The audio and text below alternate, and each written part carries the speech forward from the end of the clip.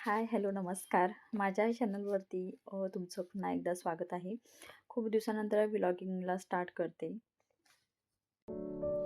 हा जो व्लॉग तुम्ही पाहताय तो माझा गुरुवारचा आहे, तर मार्गशीर्षमधला शेवटचा गुरुवार आहे आणि माझी इथे संध्याकाळच्या जेवणाची तयारी चालू आहे.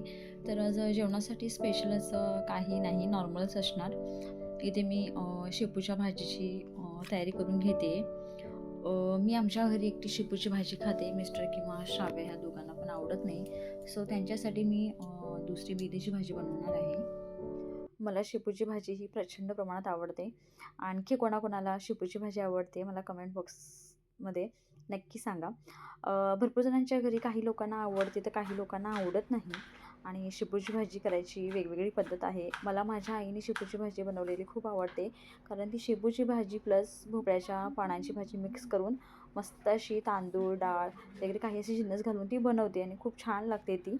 तर या भाजीसाठी मी इकडे थोड्याशा एक लसूण थोडीशी बारीक ठेचून घेतलेली आहे आणि एक कांदा, 4 मिरच्या आणि थोडासा टोमॅटो.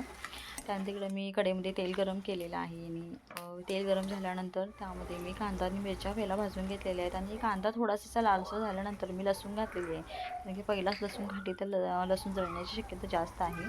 आणि त्यानंतर थोडासा टोमॅटो घेऊन मी परतून घेतलेला आहे आणि त्यामध्ये थोडंसं हळद, मीठ आणि थोडासा हिंग घातलेला आहे आणि त्यानंतर मी भाजी ॲड केलेली आहे शेपूची. ही भाजी मी मगाशीच स्वच्छ धुवून कट करून घेतली होती आणि ह्यातलं पूर्ण पाणी मी निथळून घेतलेलं, कारण की या भाजीमध्ये मी पाणी कधीही घालत नाही. ती फक्त अशी वाफेवर शिजवून घेते मंद गॅसवरती. आणि ही अशा प्रकारे तुम्ही भाजी करून बघा, खूप छान होते. आणि यामध्ये मी फक्त आता डाळ घालते वरून मुगाची आणि बाकी काही जिन्नस घालत नाही. जसं मी मगाशी म्हणाले की आमची आई तांदूळ वगैरे घालून ती भाजी बनवते, डाळ, तांदूळ. काही ठिकाणी शेंगाचा कूट करून घालतात. पण मी अशी भाजी बनवते आणि तुम्ही अशी भाजी करून बघा, खूप छान लागते. तसंही दरवर्षी आम्ही मार्गशीर्षमध्ये गावी जातो. म्हणजे प्रत्येक गुरुवारी जातो असं नाही. तर कोणत्यातरी एका गुरुवारी म्हणजे लास्ट गुरुवार किंवा ज्या दिवशी आम्ही सुवासिनीच्या ओट्या भरणार त्या दिवशी किरण आणि मी जाऊन म्हणजे जे काही असेल गुरुवार पूजून वगैरे सगळं करून आम्ही वापस येतो. पण ह्यावेळेला मला काही कारणास्तव जाता आलं नाही, कारण की आज श्राव्याची वन डे ट्रिप होती. तसंच राशीच्या स्कूलमध्ये सुद्धा स्पोर्ट्स चालू आहेत आणि त्यांनी सुद्धा पार्टिसिपेट केलं होतं, म्हणून मी गेली नाही.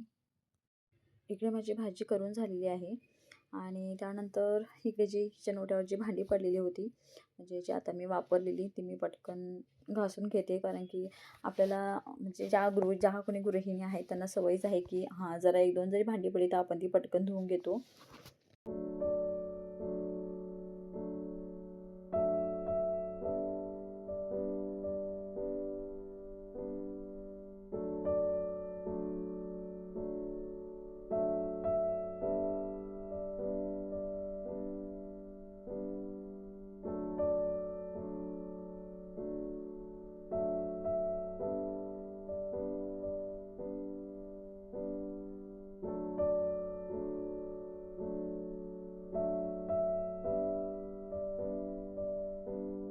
स्वयंपाक मी पटापटा बनवून घेतला आणि मला जादा काही शूट करता आलं नाही, कारण की एका ठिकाणी मला हळदी कुंकूसाठी बोलवलेलं.